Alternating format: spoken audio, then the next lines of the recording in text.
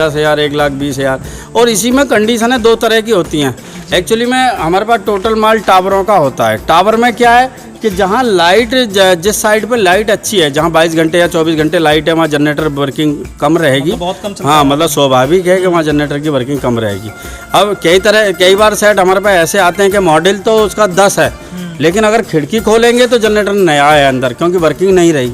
हाँ, तो ऐसे सेट होते हैं। अगर लाइट कम होती होगी तो जनरेटर हाँ, जहाँ लाइट ज़्यादा आती है जहाँ वहाँ वर्किंग कम रहती है। जहाँ लाइट कम आती है, जैसे ग्रामीण सर्किल में कोई टावर है, वहाँ जनरेटर है, तो वहाँ लाइट से जनरेटर से ही रिकवरी होगी, तो जनरेटर ज़्यादा चलेगा। वहाँ की कंडीशन, जहाँ वहाँ का जनरेटर जो आएगा उसकी कंडीशन थोड़ी डब होगी। तो मतलब मॉडल महत्वपूर्ण, मॉडल ही सब कुछ नहीं है, कंडीशन भी महत्वपूर्ण है कि मॉडल जनरेटर की कंडीशन क्या है।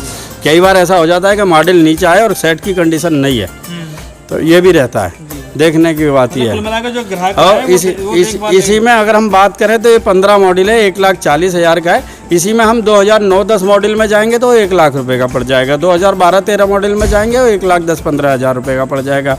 इसी में हम ओपन में जाएंगे और सील्ड में जाएंगे तो लगभग 75 से 80 हज़ार का रहेगा। इसी में अगर ओपन में हम वर्क हुए में जाएंगे तो 65 से 70 हज़ार का पड़ जाएगा। इसी में हम अगर हमारा अपना मॉडिफाई किए में जाएंगे तो 55 से 60 हज़ार रुपये का पड़ जाएगा। अच्छा, मॉडिफाई भी चल जाते हैं बढ़िया? मॉडिफाई मतलब ये है कि इंजन कहीं से लिया, अल्टरनेटर कहीं से लिया, हाँ चल जाते हैं, लेकिन ओरिजिनल से तो कंपेयर नहीं किया जा सकता, वरना प्राइस ही कम क्यों होती। जी।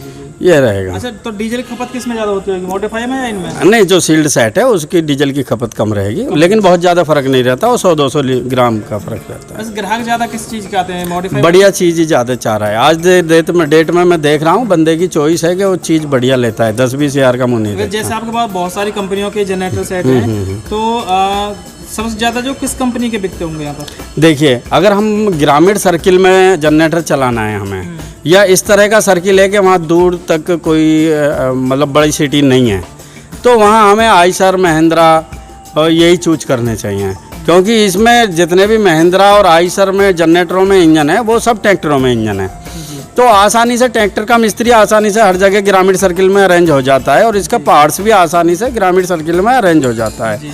और अगर इससे हट के हम और कंपनियों में जाते हैं, कंपनी बढ़िया है, रेस्पॉन्स बढ़िया है, क्वालिटी बढ़िया है, लेकिन क्या है कि ग्रामीण सर्किलों में दूर दराज में उनके पार्ट्स आसानी से नहीं अरेंज हो पाते, इसलिए थोड़ी सी दुश्वारी आती है। बाकी कंपनी सभी बढ़िया है, कोई